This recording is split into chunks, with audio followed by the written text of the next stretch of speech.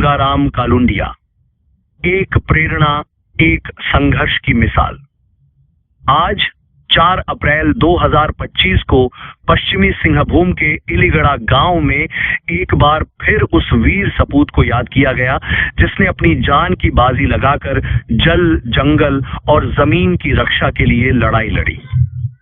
वीर शहीद नायब सूबेदार राम नारायण उर्फ गंगाराम कालुंडिया के 43वें शहादत दिवस पर ईचा खरकई बांध विरोधी संघ कोल्हान ने भावपूर्ण श्रद्धांजलि अर्पित की। यह दिन न सिर्फ उनकी शहादत को याद करने का अवसर है, बल्कि उनके अधूरे सपनों को पूरा करने का संकल्प लेने का भी मौका है। एक सैनिक से आंदोलनकारी तक का सफर। गंगाराम कालुंडिया का जीवन किसी प्रेरक कथा से कम नहीं।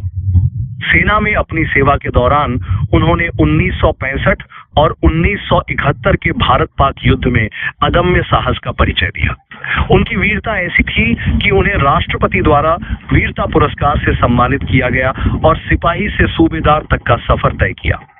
लेकिन उनकी असली लड़ाई तब शुरू हुई जब वे वॉलंटियर रिटायरमेंट लेकर अपने गांव इलीगढ़ा लौटे।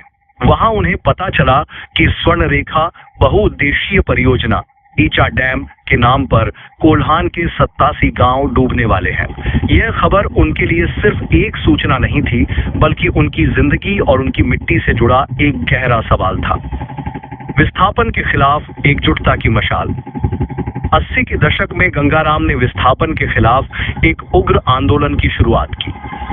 उन्होंने कोल्हान के गांवों को एकजुट किया, लोगों में जागरूकता फैलाई और बांध के विरोध में एक मजबूत संगठन खड़ा किया। उनकी आवाज इतनी बुलंद थी कि यह आंदोलन झारखंड आंदोलन का हिस्सा बन गया।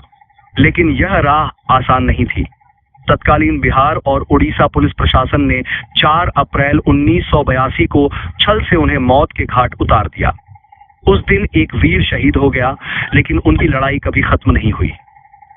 शहादत के बाद भी जिंदा है उनकी विरासत।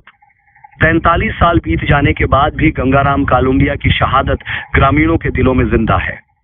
हर साल इलीगढ़ा में श्रद्धांजलि सभा और शहादत दिवस मनाया जाता है। इस साल भी ईचा खरकई बांध विरोधी संघ के अध्यक्ष वीर सिंह बिरुली ने लोगों को संबोधित करते हुए कहा, हमारी लड़ाई पहले से कहीं ज्यादा तेज हो चुकी है। जन आंदोलन और कानूनी रास्तों से हम इसे चरणबद्ध तरीके से लड़ रहे हैं। गंगाराम जी हमारे प्रेरणा स्रोत हैं और रहेंगे। यह सिर्फ शब्द नहीं, बल्कि उस आग का प्रमाण है जो गंगाराम ने जलाई थी। एक संदेश, एक जिम्मेदारी। श्रद्धांजलि सभा में साहित्यकार डोबरो बुढ़ियूली, साधो पूर्ति, रविंद्र अल्डा, गणेश बारी जैसे कई लोग शामिल हुए। ये सभी वो चेहरे हैं जो गंगाराम के सपने को सच करने के लिए कटिबद्ध हैं। उनकी शहादत हमें याद दिलाती है कि जल, जंगल और जमीन सिर्फ संसाधन नहीं, बल्कि हमारी पहचान है।